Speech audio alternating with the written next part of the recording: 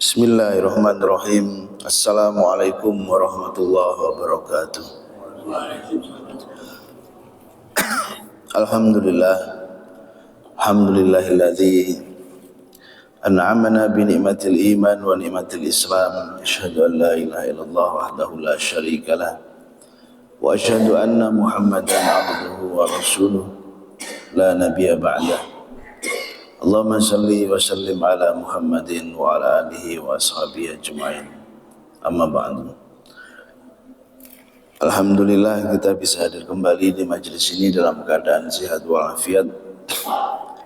Kita melanjutkan kajian dari kitab Asbabun Nuzul, sebab-sebab turunnya ayat. Kita akan membahas dua ayat, yaitu ayat 94 dan ayat 97 yang berkaitan dengan orang-orang Yahudi. Yang pertama ayat 94, A'udzubillahi minasyaitonirrajim. Qul in kanat lakumud darul akhirah indallahi khalisatan min dunin nas. Katakan wahai Muhammad kepada orang-orang Yahudi, jika kamu menganggap bahwa kampung akhirat atau surga itu khusus untukmu di sisi Allah, bukan untuk orang lain, fatamannawul maut in kuntum shadiqin, maka untuk membuktikan itu ya sudah, maka matilah kalian jika memang kalian itu benar. Jadi orang-orang Yahudi itu mereka berkeyakinan bahwasanya surga itu hanya untuk mereka saja. Selain mereka tidak masuk surga. Orang-orang agama selain Yahudi tidak masuk surga. Nah, lalu oleh Allah Nabi Muhammad diperintahkan, kalau memang kamu keyakinannya begitu ya sudah, coba kamu kepingin mati saja, karena untuk membuktikan itu kan harus mati dulu. Jadi diriwayatkan oleh Abul Aliyah, orang-orang Yahudi itu mengatakan tidak akan pernah masuk surga kecuali orang-orang yang beragama Yahudi gitu. Ya sama, semua agama mungkin mengklaim bahwasanya dirinya itu yang paling benar, ya memang seharusnya begitu. Begitu pula orang-orang Yahudi ini, mereka mengklaim bahwasanya agama selainnya tidak akan masuk surga. Maka Allah mengatakan, in kanat lakumud darul akhirah indallahi khalisatan min dunin nas. Kalau emang kamu itu beranggapan bahwasanya surga itu hanya untukmu, dikhususkan oleh Allah untukmu, maka berharaplah kematian kalau memang kamu itu benar. Artinya mati baru kemudian bisa menemukan kenyataan yang sesungguhnya. Oh, ternyata tidak seperti yang saya yakini gitu. Ternyata justru malah orang-orang Yahudinya di neraka. Nah, kemudian yang ayat 97-nya. Jadi 94 sebab turunnya karena orang Yahudi berkeyakinan bahwa mereka saja yang masuk surga, yang lain tidak. Adapun 97 ini masih berkaitan dengan keyakinan mereka pula. Qul man kana aduwwan li Jibril fa innahu nazzalahu ala qalbika biiznillah. Katakan Muhammad, barang siapa yang menjadi musuh malaikat Jibril, maka malaikat Jibril itu telah menurunkan Al-Quran kepada hatimu dengan ke dalam hatimu dengan seizin Allah. musaddiqan lima baina yadayhi, membenarkan apa atau kitab-kitab yang sebelumnya, membenarkan kitab Taurat, kitab Injil, wa hudan wa busyra lil mu'minin, dan sebagai petunjuk serta kabar gembira bagi orang-orang yang beriman. Di sini ayat 97 Allah memerintahkan supaya Nabi Muhammad memberitahukan pula kepada orang-orang Yahudi bahwa yang menjadi musuhnya Jibril, maka ketahuilah Jibril itu yang telah menurunkan Al-Quran. Kenapa kok di sini Allah menyebutkan kalau Jibril itu jadi musuhnya? Ini adalah kalau dalam agama Islam atau kita orang Islam itu kayak aneh saja mendengar kok Jibril jadi musuh. Itulah keyakinannya orang Yahudi. Jibril itu malaikat yang dimusuhi, malaikat yang dibenci oleh mereka. Mereka menganggap bahwasanya Jibril itu malaikat pembawa bencana, malaikat pembawa azab, dibenci. Ya, kita ada malaikat pencabut nyawa, tapi dalam Islam masa ada orang Islam yang membenci malaikat maut gitu, yang biasa disebut dengan Israel? Tidak ada yang membenci, tapi pasrah, sudah meyakini bahwasanya malaikat maut memang tugasnya adalah mencabut nyawa. Tapi kalau orang-orang Yahudi ini betul-betul membencinya. Sebab turunnya ada beberapa riwayat, tapi intinya sama, yaitu ketidaksukaan orang-orang Yahudi dengan malaikat Jibril.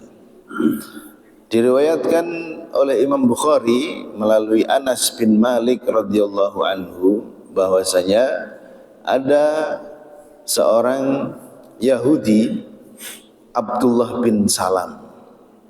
Namun pada akhirnya nanti Abdullah bin Salam ini masuk Islam ya, dan Islamnya luar biasa baik. Dia betul-betul orang yang soleh, yang alim ketika sudah menjadi Islam.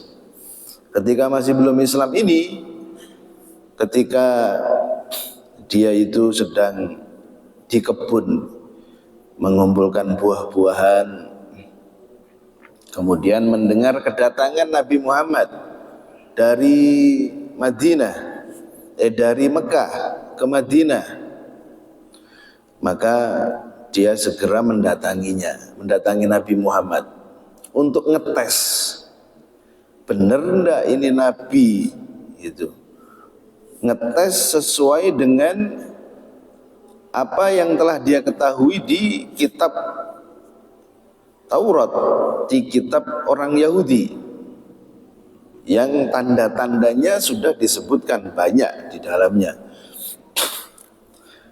Nah, di antaranya itu adalah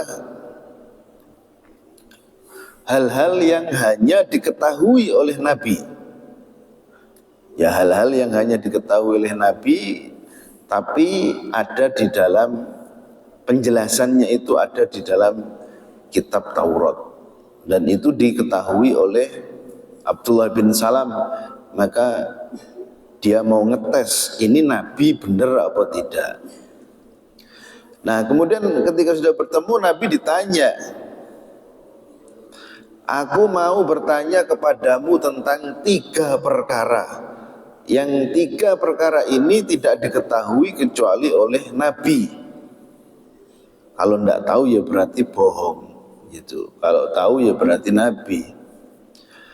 Lalu ditanya yang pertama, apa tanda-tanda awal kedatangan hari kiamat, atau tanda-tanda awal datangnya hari kiamat. Yang kedua, apa makanan pertama orang-orang yang menghuni surga. Yang ketiga, kenapa kok anak itu mirip sama bapak sama ibunya? Nah, gitu. Pertanyaannya aneh juga ya. Kenapa kok anak itu mirip bapak sama atau ibunya? Kok nggak mirip tetangganya? Kemudian Rasulullah SAW kan beliau segala sesuatunya kan dari Allah melalui malaikat Jibril. Sehingga beliau waktu itu tidak tahu. Maka beliau diam sejenak. Lah kemudian diberitahu oleh malaikat Jibril. Ketika diberitahu oleh malaikat Jibril itu, kemudian Rasulullah mengatakan, Jibril telah memberitahukan kepada saya. Gitu. Sebelum Rasulullah itu menjawab jauh atau melanjutkan jawabannya, itu Abdullah bin Salam itu heran ketika Nabi Muhammad mengatakan Jibril telah memberitahu saya. Hah, katanya gitu. Jibril? Iya Jibril, katanya Rasulullah. Lalu katanya Abdullah bin Salam dengan penuh keheranan, Jibril itu musuh kami, katanya gitu. Kok kamu malah yang dapat wahyu atau yang memberitahukanmu itu kok Jibril malah? Jibril itu musuh kami, katanya Abdullah bin Salam yang saat itu masih Yahudi. Jibril itu adalah musuh kami dari golongan malaikat, katanya gitu.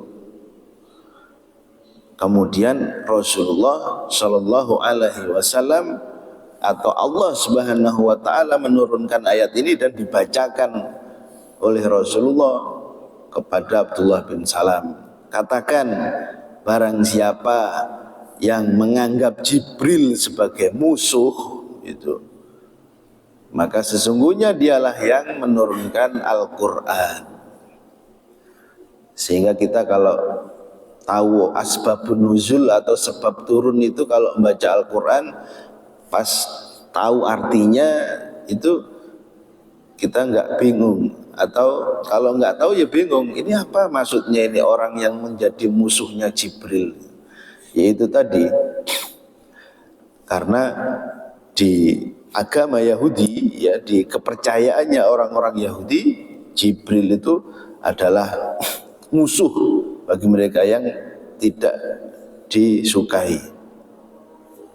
Nah, di sini tidak disebutkan jawabannya Rasulullah, hanya reaksinya dari Abdullah bin Salam tadi itu yang disebutkan, sehingga kemudian turun ayat ini.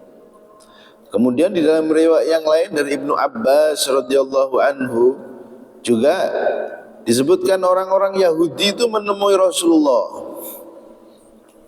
Mereka mengatakan, wahai bapaknya Qasim, Abul Qasim, salah satu anak Rasulullah yang meninggal duluan, ya namanya Qasim. Ini di sini juga nanya sampai 5 perkara, ngetes 5 perkara, yaitu tentang apa yang diharamkan Bani Israel kepada diri mereka sendiri, kemudian tanda-tanda Nabi, kemudian ada tentang petir ditanyakan kepada Nabi, terus kemudian juga kenapa kok anak laki-laki, kenapa kok ada anak yang laki-laki atau ada yang perempuan, itu ya, hampir mirip seperti pertanyaan yang pertama.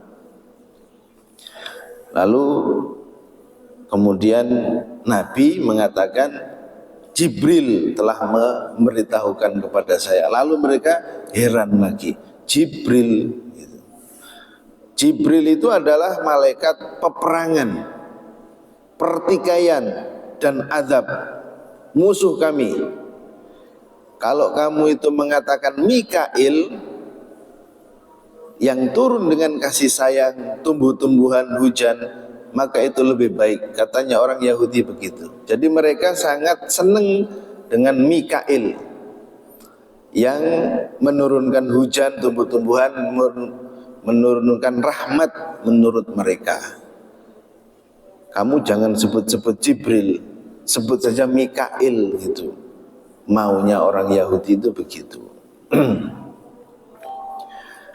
Kemudian juga di dalam riwayat tentang Umar ibn Khattab radhiyallahu anhu, jadi Umar itu pernah bersama-sama orang Yahudi sambil mereka itu membawa Taurat. Lalu diceritakan isinya Taurat itu kepada Umar. Nah, Umar dia heran, kok isinya Taurat itu hampir mirip gitu dengan apa yang ada di dalam Al-Quran, membenarkan apa yang terkandung di dalam Al-Quran. Kemudian Rasulullah itu lewat. Lalu katanya Umar kepada orang-orang Yahudi, kamu tahu tidak siapa yang lewat tadi itu? Mereka tidak tahu. Itu adalah Rasulullah gitu. Terus mereka, oh itu Rasulullah. Iya. Lalu mereka mengatakan, sebenarnya Rasulullah atau Muhammad itu sudah ada dalam kitab kami. Jadi orang-orang Yahudi itu ya'lamuna, mereka mengetahui Nabi Muhammad sebagaimana mengetahui bapak kepada anaknya. Bapak kepada anaknya itu adalah sebuah pengetahuan yang paling bisa dipercaya, kan gitu. Kalau tetangga sama anaknya, sama anak atau sama anaknya tetangga kan kurang kenal. Kalau sama anaknya sendiri itu semua rahasia-rahasia, misalkan ada andeng-andeng di balik ketiak, itu orang tuanya tahu. Sifatnya yang paling mengenal ya orang tua. Nah, itu mengenal Nabi Muhammad sebagaimana orang tua mengenal anaknya. Lalu oleh Umar ditanya, kalau kamu sudah mengenal benar-benar begitu, kenapa kamu itu tidak mengikutinya, tidak mengikuti Rasulullah? Kemudian mereka malah nanya, lah kenapa kita harus mengikutinya? Katanya begitu orang-orang Yahudi itu. Lalu Umar nanya lagi, lah kenapa kalian nggak mengikutinya? Karena gitu, mereka menjawab akhirnya, karena ketika Muhammad itu ditanya, siapa kamu yang memberitahu ini itu dan sebagainya, wahyu bahasa kita dari Allah Subhanahu wa taala, siapa? Lalu Muhammad mengatakan Jibril. Nah, karena Jibril itu yang membawa, jadinya kita nggak percaya orang Jibril itu malaikat pembawa kesesatan, pembawa azab, pembawa bencana, kerusakan, peperangan, katanya begitu. Maka apa yang dibawa oleh Muhammad, ya ini kerusakan pula. Jadi gara-gara Jibril itu, karena keyakinan mereka tentang malaikat Jibril itu, maka mereka nggak mau mengikuti, alasannya begitu. Seandainya Muhammad itu ngomong ini dari Mikail, ya kita mengikutinya, karena Mikail itu adalah malaikat yang membawa kasih sayang, menurunkan hujan dan rahmat. Inilah jamaah sekalian. Kemudian ya Allah Subhanahu wa taala menurunkan ayat tersebut di dalam surat Al-Baqarah 97. Nah, ketika dialog antara Umar dengan orang Yahudi ini, itu Umar masih belum tahu dengan ayat 97 ini, maksudnya belum turun. Sehingga dia itu segera menemui Rasulullah Shallallahu Alaihi Wasallam untuk memberitahukan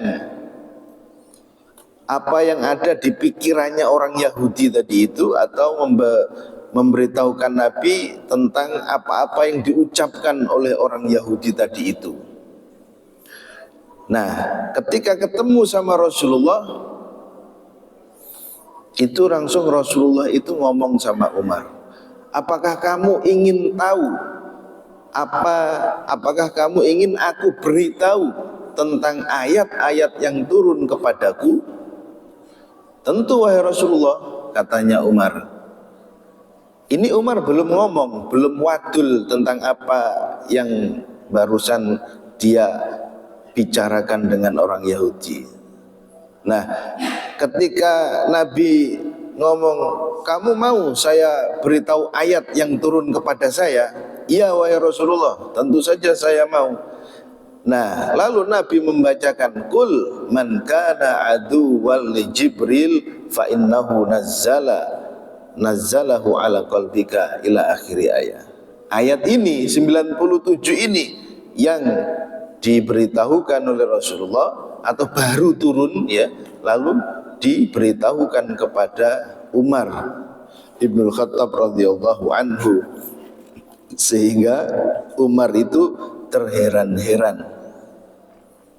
Padahal saya itu mau nanya kepada Rasulullah tentang ayat itu, tapi bukan tentang ayat itu, tentang permasalahan itu, tapi Nabi belum jawab, Allah sendiri yang langsung menjawab dengan menurunkan ayat itu dan kemudian diberitahukan kepadaku. Itu salah satu mukjizat pula ya.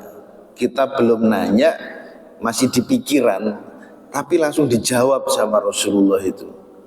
Langsung dijawab, dan itu beberapa kali Nabi Muhammad itu begitu. Ya, karena malaikat Jibril pula yang memberitahukan dari Allah Subhanahu wa taala. Inilah jamaah sekalian sebab turunnya ayat 94 dan 97, yaitu tentang keyakinan, kepercayaan orang-orang Yahudi. Semoga pengetahuan yang sedikit ini menambah wawasan kita. Billahi taufiq wal hidayah. Wassalamualaikum warahmatullahi wabarakatuh.